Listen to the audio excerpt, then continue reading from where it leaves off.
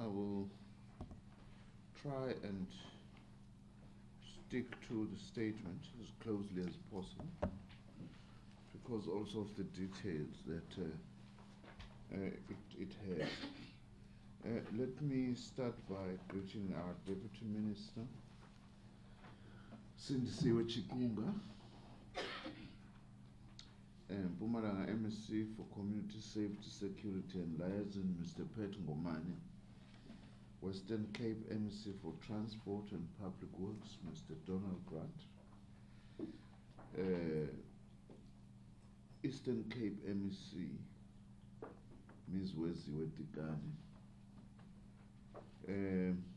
I needed to say, by the way, Ishmael, that the DG may be joining us. It's just that he's being held up at the Portfolio Committee because as we are having this press conference, the department is also presenting its annual performance plans to the Portfolio Committee. I was there earlier this morning. Let me also greet the chairperson of RTMC, Mr. Zola Majav, and members of the board and the CEO present.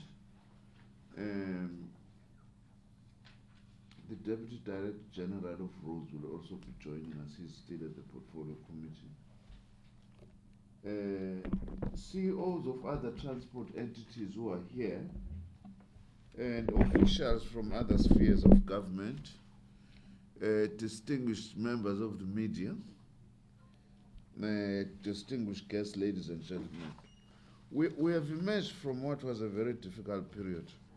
This Easter period will go down in history as a period in which we lost Umamu Winnie Mandela, champion of the poor. Soon thereafter, we also had the passing away of Ambassador George Nene and former Minister Zola Skweyiya. April has tended to be a very unkind month to those who fought for freedom. It was the same month that we lost Chris Hani, Solomon Mahlangu, and former ANC President Oliver Tambo. We mention this because these were the people who helped to shape the democratic South Africa that we have today. And we take inspiration from them as we engage in our efforts to reduce the scourge of road crashes and fatalities in our country. Just like them, we commit ourselves that we will not be bound by hardships and setbacks, because road crashes and fatalities are a major hindrance towards the attainment of prosperity as envisaged by our forebears. Road crashes rob the country of the skills and talent required to build a prosperous nation.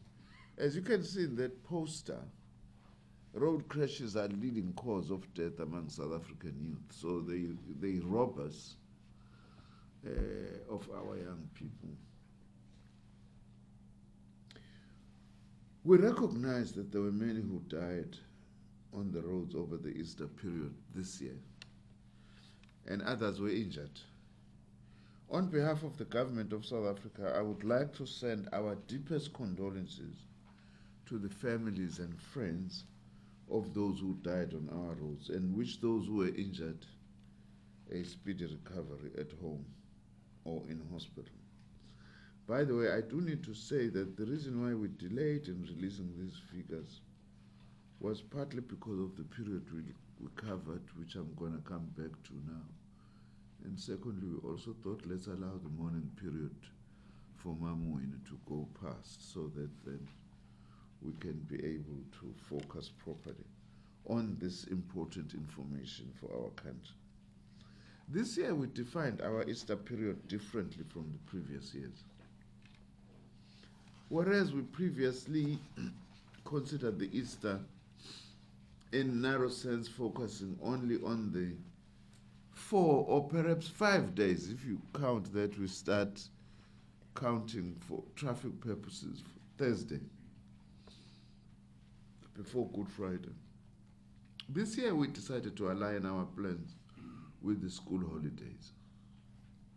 As a result, 7 days were added to our program, and it ran from the 29th of March to the 9th of April 2018. This brought our campaign in line with other mass activities that take place around the Easter period. For instance, the Rand Easter Show, which is a premier mass event that takes place around this time, ended on Sunday, the 8th of April.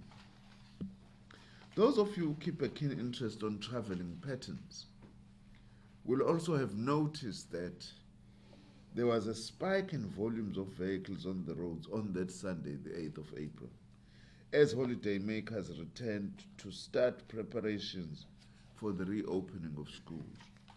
It therefore made sense that we align our road safety activities and law enforcement operations with the traveling patterns of the population.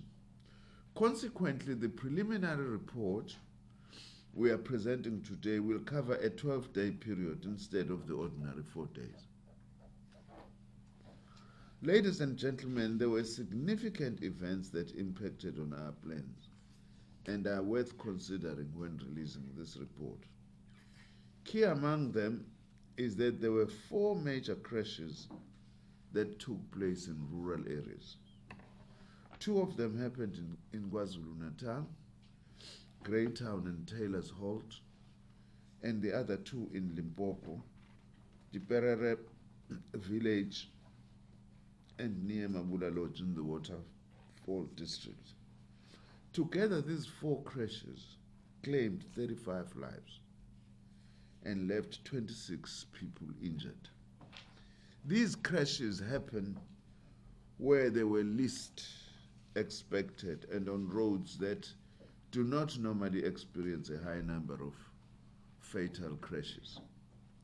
The truck drivers' strike on Monday, the 2nd of April, also added complexity in that it resulted in the total shutdown of the N3 and all alternative routes around Moy River in KwaZulu-Natal, which is in fact one of the busiest days in this period.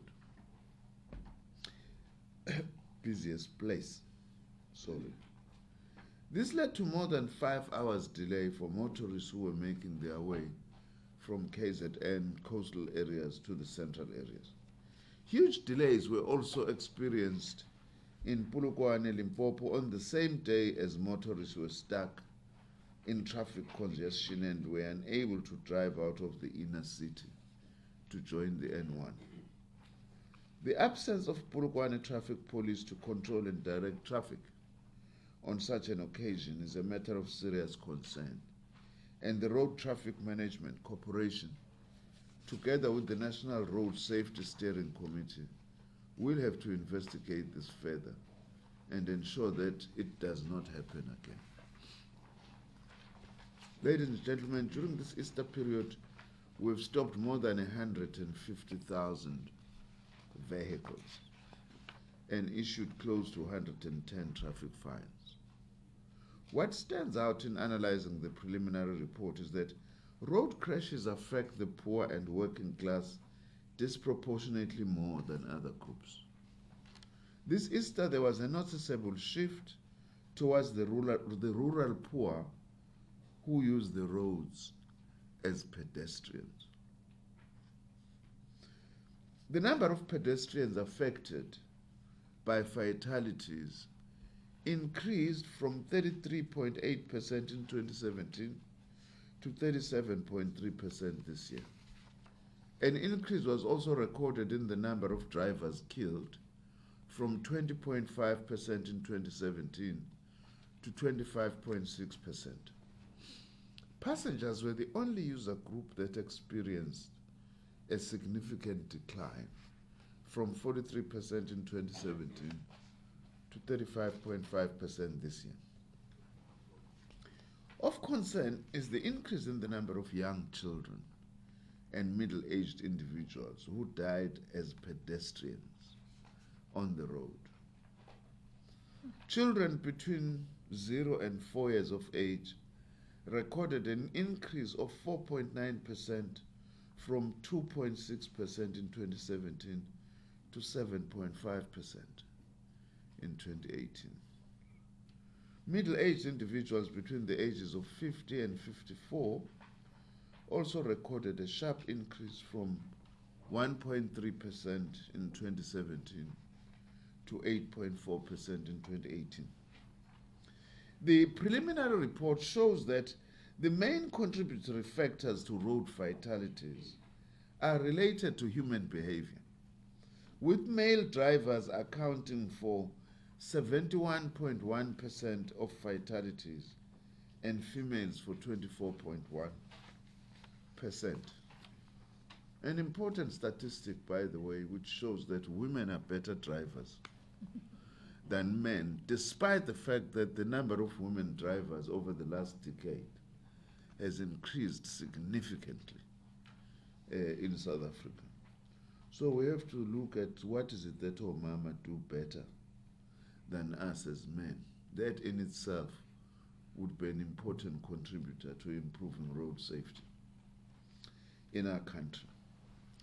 In 2018, human factor contributed 89.5% to the crashes as compared to the 74.3% in 2017.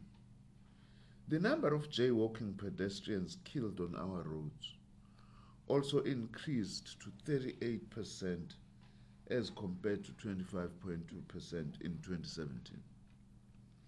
The report also depicts an increase in undetermined factors, which contributed 25.7% to the overall fatal crashes. Tire burst prior to accident increased by 67% as compared to the 60.0% in 2017. I'll come back to this matter later. Hit and run decreased by 16.1% in 2018 as compared to the 22.8% in 2017. Roads and environmental factors contributed 6.2% as opposed to the 19.9% recorded in 2017. It is very concerning that some unwarranted behaviors continued unabated, and this has been ably demonstrated by the successful arrest of 6,435 drivers who were caught speeding, 3,208 drivers driving unlicensed vehicles, 300 drivers without driver's licenses, 2,344 drivers without fastening of seatbelts, and 1,698 drivers driving vehicles with worn tires. Amongst others, the hired speedsters were arrested for driving at 224 kilometers per hour at the N3 Hilton in KwaZulu-Natal. I'm ashamed to say this is my hometown. Don't even respect the Minister of Transport. Followed by Free State at the N3 Warden with 208 kilometers per hour, followed by Gauteng at the N12 Tom Jones in Benoni at 206 kilometers per hour. By the way, we arrest these drivers. We don't just give them tickets. We have, however, been encouraged by the behavior of the majority of motorists and all road users who showed a willingness to obey the rules of the road. There are indeed a few who are still intransigent, and many of which will be appearing in different courts all over the country to face the law. Ladies and gentlemen, we have also increased the number of vehicles impounded in all provinces as compared to the same period in 2017. 900 vehicles were impounded in Mpumalanga, followed by the Eastern Cape at 180. We generally observed an increase in the vehicles impounded in all provinces. Amongst the highlights of our campaign this year, we arrested a man for being in possession of dagga at Knysna, and another one was arrested at Brackenfell for being in possession of mandrax. 2 men were arrested on the N7 Frankdale for possessing 36 parcels of dagga. 2 people were also arrested in Knysna for hindering a traffic officer from executing his duties, and a foreign national was arrested for being in possession of a fresh rhino horn during Operation Fiela, held at Coppersdale on the N4. A huge effort was made prior and during the holiday period to reduce crashes, fatalities and injuries, and to achieve a 10% reduction. The road safety education and communication activities were implemented by the provincial departments, local municipalities, as well as transport entities focusing on pedestrian awareness, drivers' safety, passenger education, stray animal awareness, safer vehicle and alcohol awareness. Highly visible law enforcement operations were also conducted on all the major routes with a focus on drunken driving, speeding, overloading, driving without licenses, reckless and negligent driving. In order to reduce the high rate of drunken driving, law enforcement agencies conducted operations targeting areas and events where most alcohol is consumed. Due to the increase in taxi violence in KwaZulu-Natal, our operations focused on public transport in this province, that is KZN. This resulted in the traffic law enforcement agencies arresting more people for driving without permits.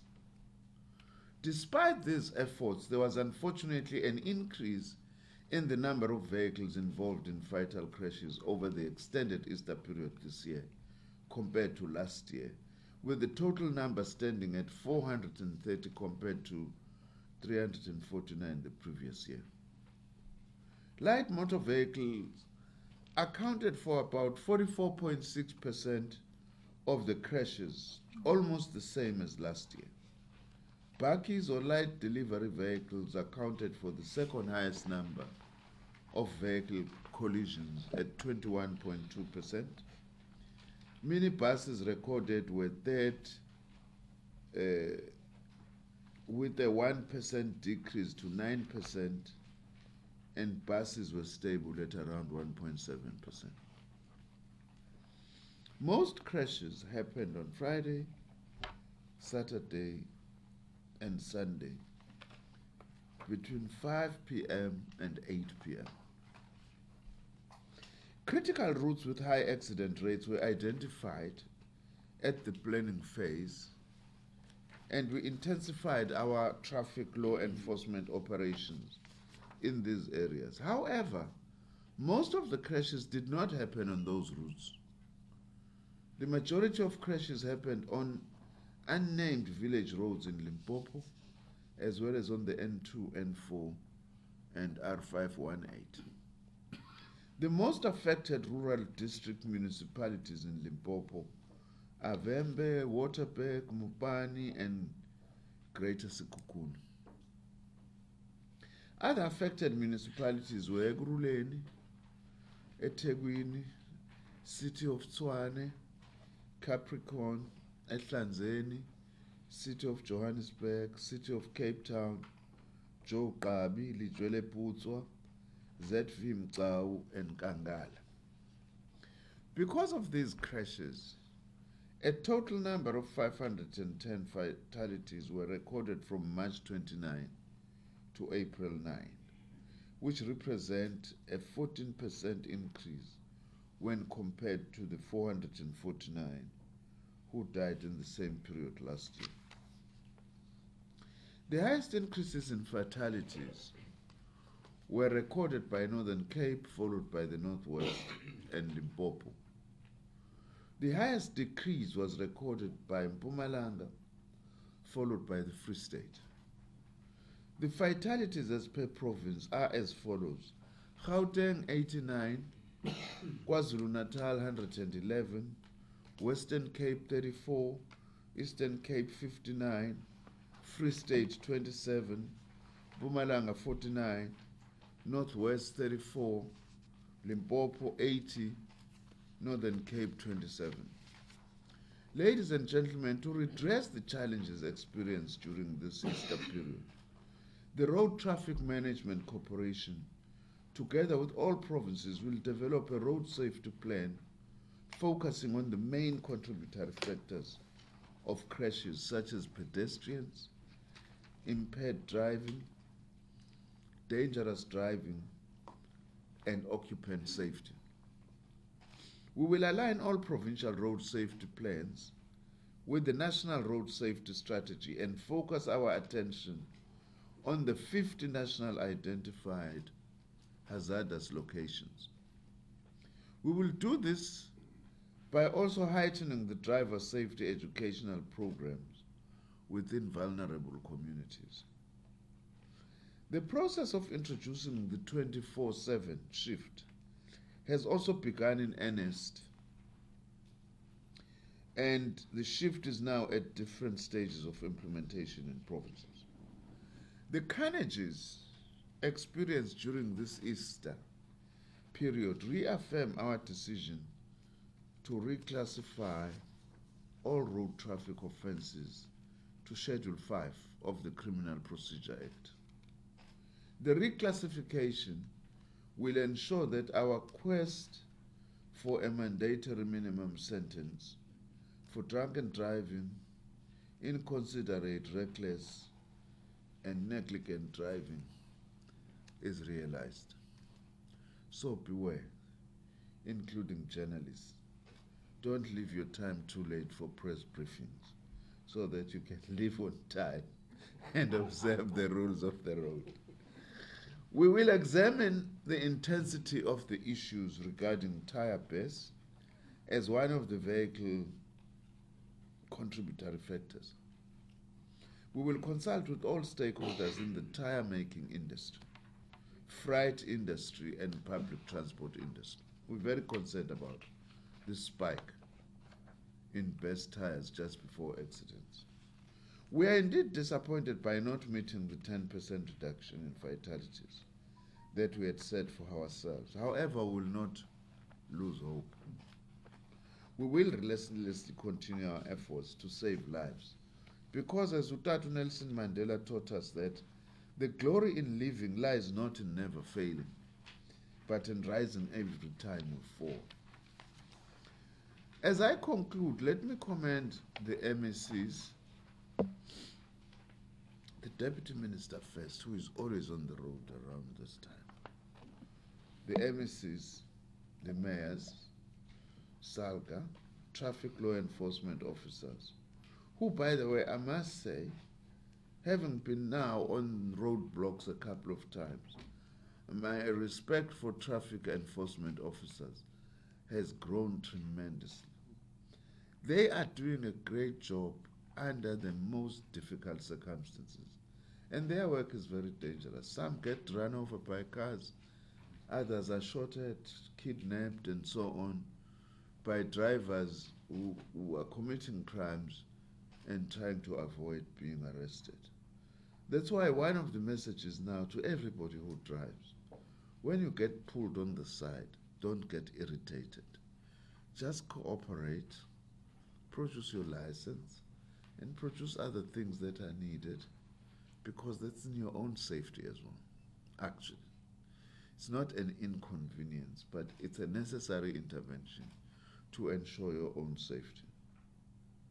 I've committed myself now, each time I'm pulled on the side, I'm going to smile and fully cooperate. So also we must thank the members of the South African Police, emergency medical services, doctors and nurses who maintained high levels of visibility on the roads throughout the Easter period. A word of gratitude also goes out to all the fraternal organizations that assisted in making this huge success possible. This includes the youth, faith-based organizations, and organizations of people living with disabilities. as well as activist organizations like Unite Behind, insofar as rail safety and those issues are concerned, by the way, and other activists on this front of road safety who are playing a very important role and with their various campaigns to raise awareness about road safety across the country. We are grateful to religious leaders who use their pulpits to preach and pray about road safety.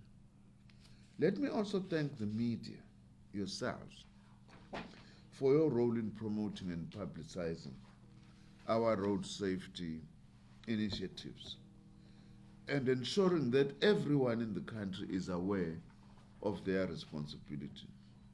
We look forward to a continued and improved relationship with the media even further. I also wish to commend the Road Traffic Management Corporation's National Anti-Corruption Unit for their continuous efforts in dealing with bribery, fraud, and corruption. However, I want to see more results from this unit in dealing with the corruption and fraud committed at driver learner testing centers and driving schools.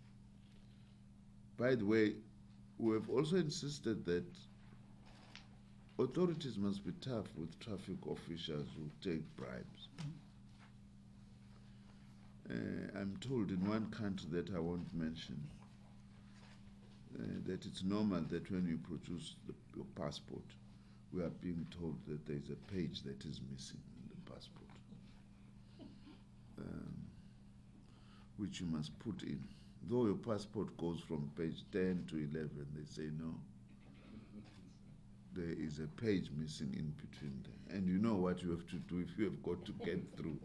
We don't want that. We must clamp this down. And also as drivers and passengers, you must also assist us in terms of isolating those who are taking bribes, traffic enforcement officers, because they actually rubbish the good name of the many, many traffic enforcement officers who are doing a great job on our roads. For us to restore public confidence in our system, we must also clean up these driver learner testing centers and ensure they operate in an efficient and effective manner. Thank you very much.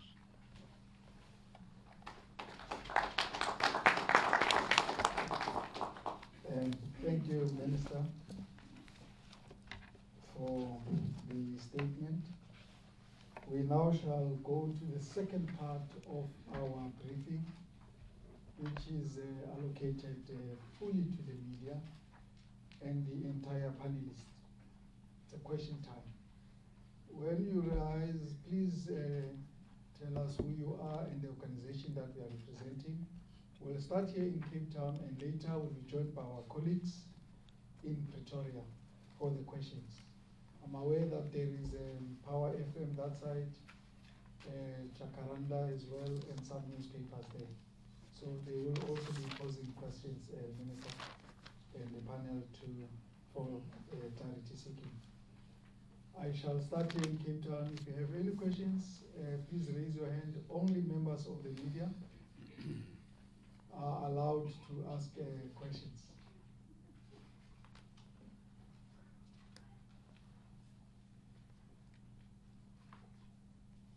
Yes, Mashi. Minister, my name is Bulelani from SABC.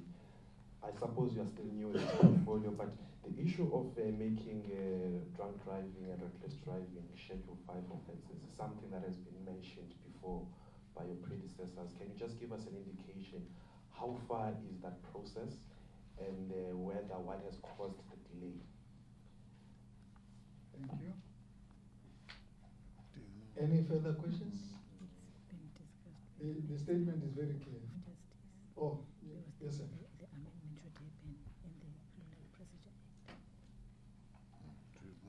Hi, Minister Babalo from Eyewitness News. Have you been able to quantify the effect of these road fatalities over this Easter period?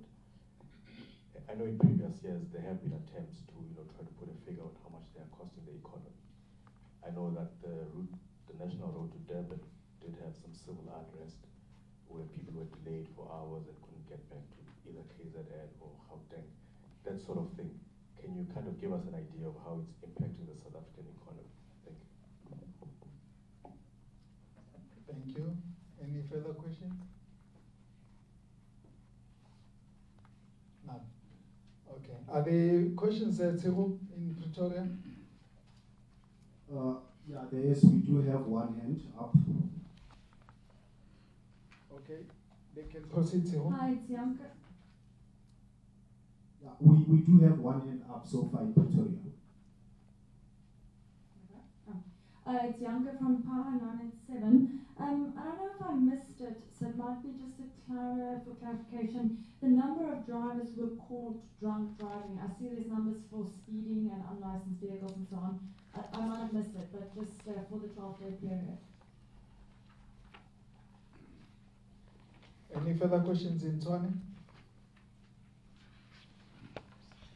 Okay, thank you. I think we are covered for now. Thank you very much. Minister? Okay, it looks like it's nice being in this department. So few questions from journalists, given where I used to work before.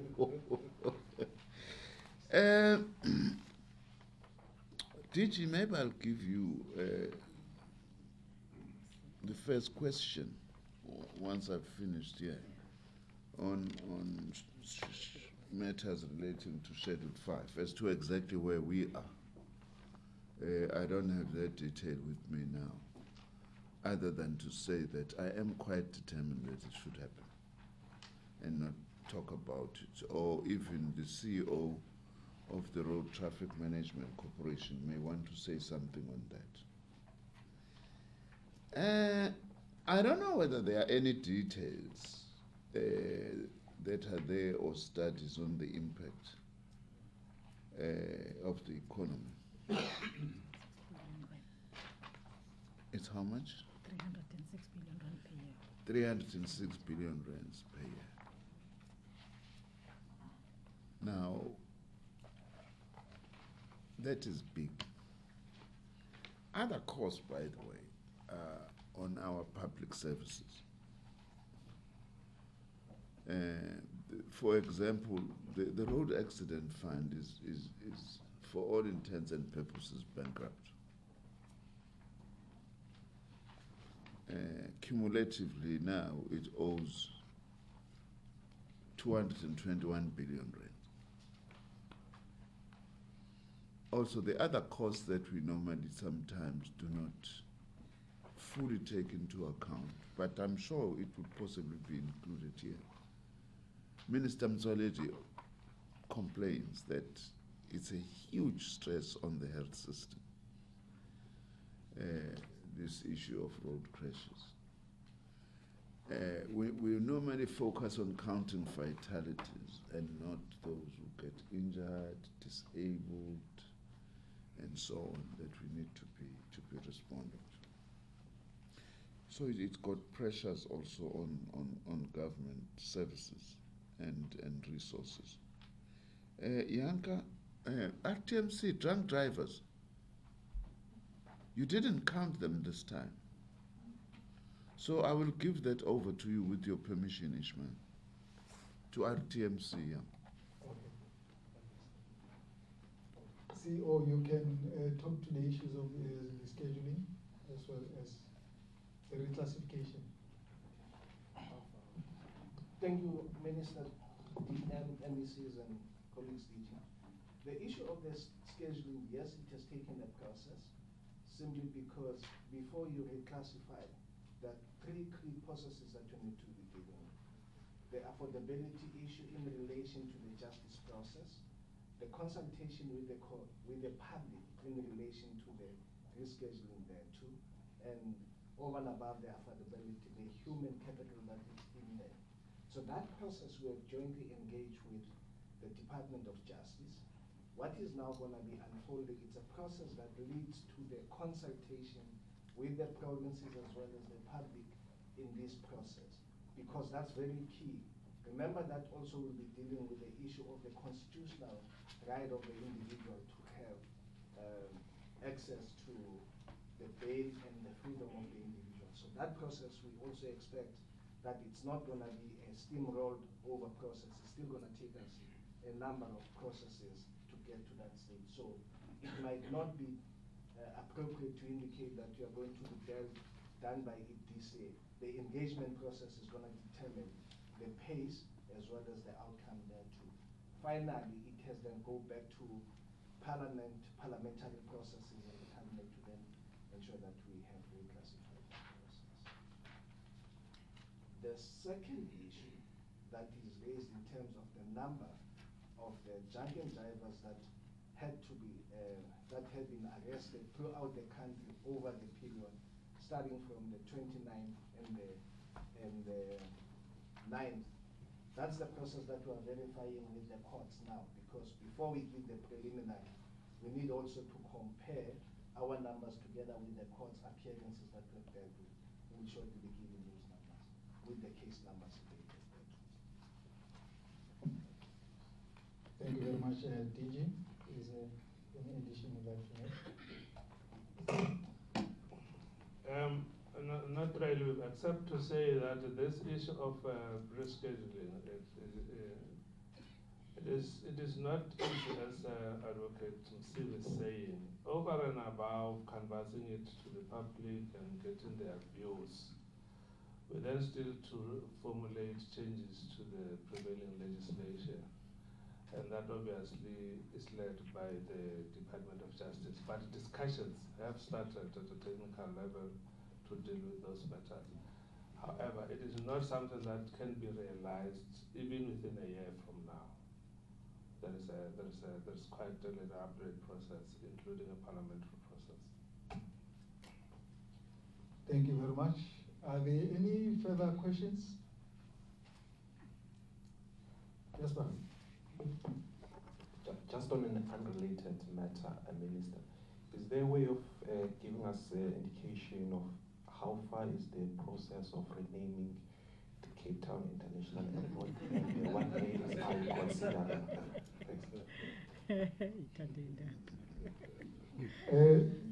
Maybe before the minister could go to that question, let me just sense if there's any addition that the DM and the MECs would like to make on the reasons for the press briefing. Then the minister can talk to the issues of the Cape Town International Airport. Thank you.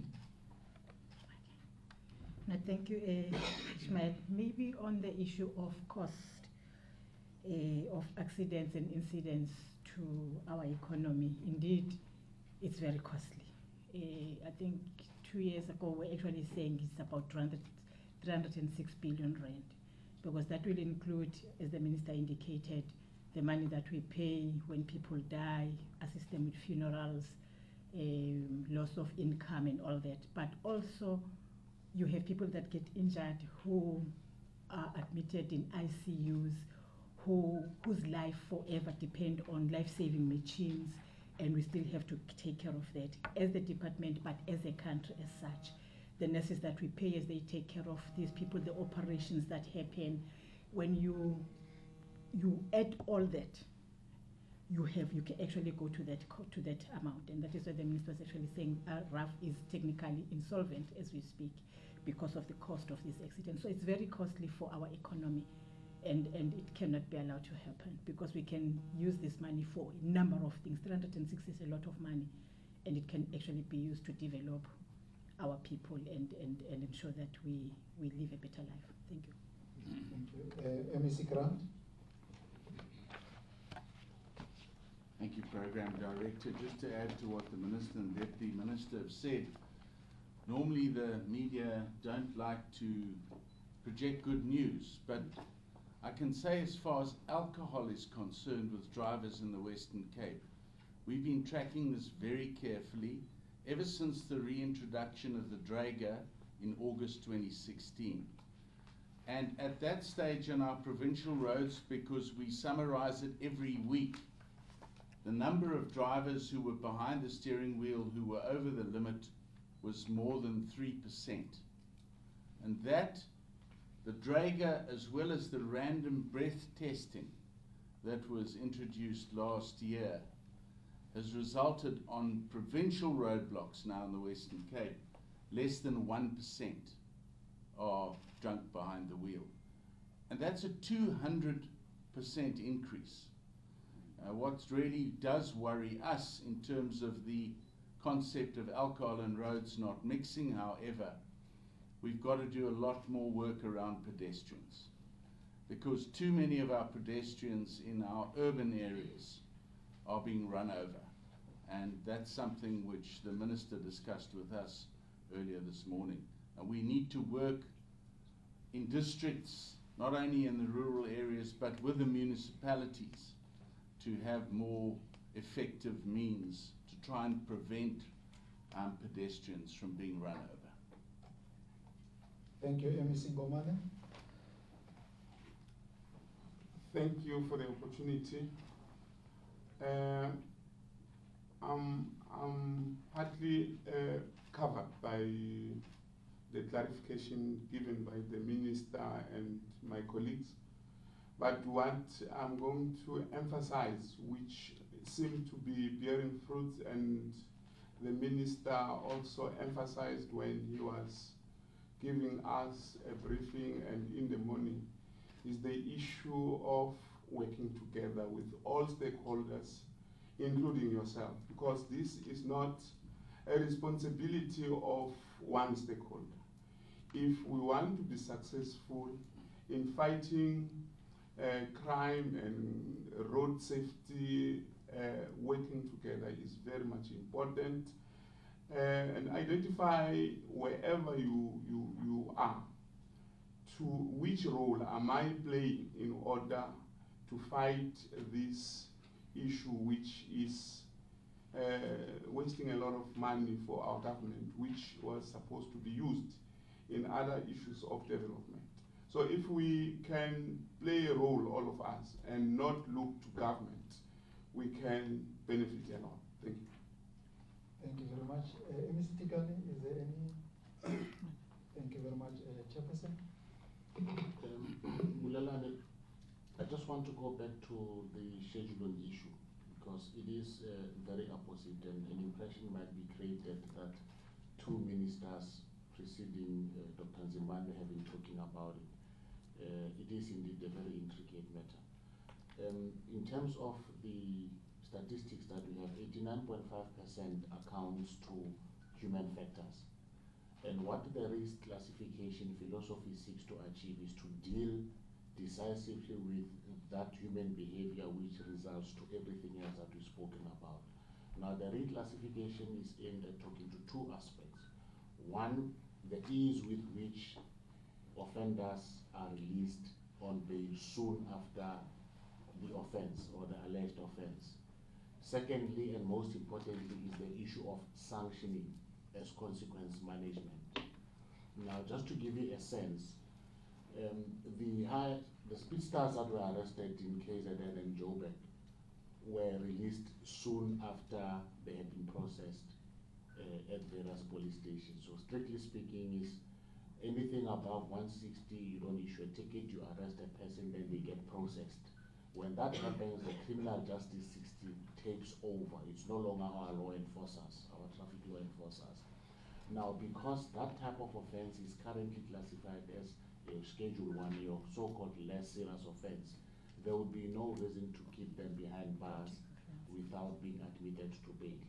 So that's the first issue. And even if they are admitted to bail, at the end of their criminal trial, as part of consequence management, there isn't a prescribed minimum sentence, as it were. And in instances where fatalities happen at the hands of someone who's in charge of an instrument, which is a car, there is still a big debate on whether you charge someone who got pissed and knocked over our own traffic law enforcers or innocent pedestrians. Is it murder, culpable homicide? Now, that debate is going to rage for quite some time. However, in the medium to long term, if we were to get that classification right, it will give you two things. One, it will make it more difficult for you to be released on bail. The country went through the same philosophy when it had to reclassify certain types of offenses, armed robbery, murder, and rape. It does not matter what your defense is, but if you are arrested and accused of murder, premeditated murder, you will, as of law, not be released on bail immediately. You have to sit it out for a period of 7 days, and thereafter you have to make a formal court appearance at which the court may or may not release you on bail. That's the first thing. The second thing is, if you were to be convicted of premeditated murder, I'm just throwing the hypothesis, the law sets out the prescribed minimum sentence. It does not take away the presiding officer's right to impose a sentence that they may deem fit under the circumstances. But it says, at bare minimum, you're looking at 15 years, period. You can negotiate downwards or upwards depending on what happens, but the standardized form of sanction is determined like that. Now, fast forward to what we're trying to achieve here. We are of the view that people who are in charge of cars are in charge of an instrumentality that can potentially commit a crime. You need to try and apply the same standards. So you need to get to a point where if you are arrested at driving 210 kilometers, you should not within 20 minutes be released by a commissioned officer at the police station, which is what currently happens. That's the first thing. So you provide a disincentive. But secondly, because you are now getting into the realm of the judiciary, there is that multidisciplinary consultation that has to happen, because you can't be seen to be encroaching into that space which is reserved for judicial officers. That is why in most instances, a person who, as a result of their drunkenness or the manner in which they drove, takes away the lives of 16 people, they can walk away with a fine or a suspended sentence. And that is the disparity that we are seeking to have addressed. So to the extent that it does take a bit of time, it must be seen in that context. We tried, yes, last year to take a gamble and pilot. When we had an extended long weekend, we tried to effect more arrests on a Thursday, hoping to keep people in the Chuki until the following Tuesday. Because in terms of your current law as it stands, 48 hours, that excludes weekends and public holidays. But we wanted to see how far we could push the envelope. I know for a fact that in one instance, we arrested a well-known footballer on a Thursday. He was rushing to a wedding, and then Friday morning he was out because they brought an urgent high court application. And in terms of the legal framework, we could not justify keeping that person behind bars until the next day. But if we had gotten it right, the message that I was going to go through was that if you got arrested on Thursday, forget, you'll only be released on Wednesday or Thursday the following day. And I thought I should give the media that background so that you understand. It's not just a talk show by the ministers, but there are multidisciplinary consultations that are happening. Thanks. Thank you very much, Chairperson. I will now go back to the Minister to address the issue of the airport. Minister, over to you. Bulelang, let me start by telling you a short story. After the late President Nzimande retired, we had a habit with my old friend Blade Nzimande of visiting him at least twice a year, informally at home. Dada, we've just come to see you, how are you, and all that. So around 2008, 2007, 2008, we were visiting him somewhere in the middle of nowhere in Limpopo, where he was resting. So I asked him, Dada, you said you wanted to write a book about your period as president of the Republic. How far are you? He simply said to me, Blade, only my enemies ask me that question.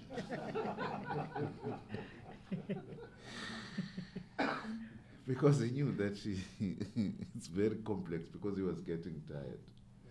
It's come out now subsequently. So I want to say to you, only my enemies ask me the question that you are asking me.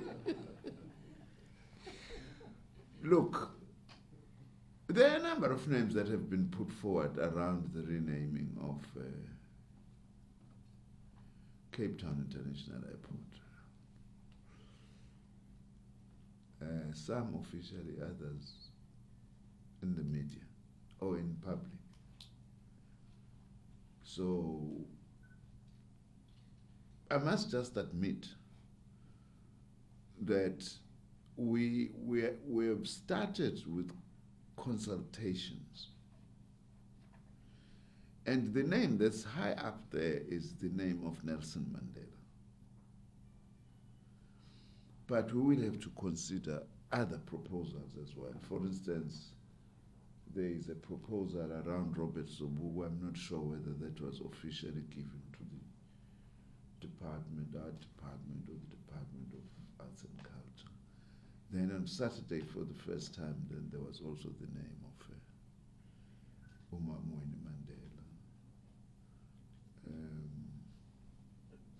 So we will have to embark on a process of consultation and see what comes out of that. We are duty-bound, working together with the Department of Arts and Culture. What is not in doubt is that, indeed, Cape Town International Airport will have a new name, maybe sooner rather than later. Huh? What? Will it be this year so? We hope so. We hope that it gets done this year.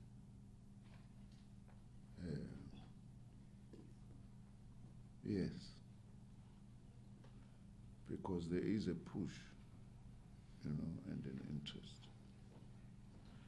For instance, if it ends up being one name, one particular name, celebrating 100 years this year, it may be the appropriate year to do so, if there's the name that ends up being number one. By the way, the SACP wanted this to be named after Chris Hani, Cape Town. So there are many interests, but we'll go through the process. I'm not preempting anything.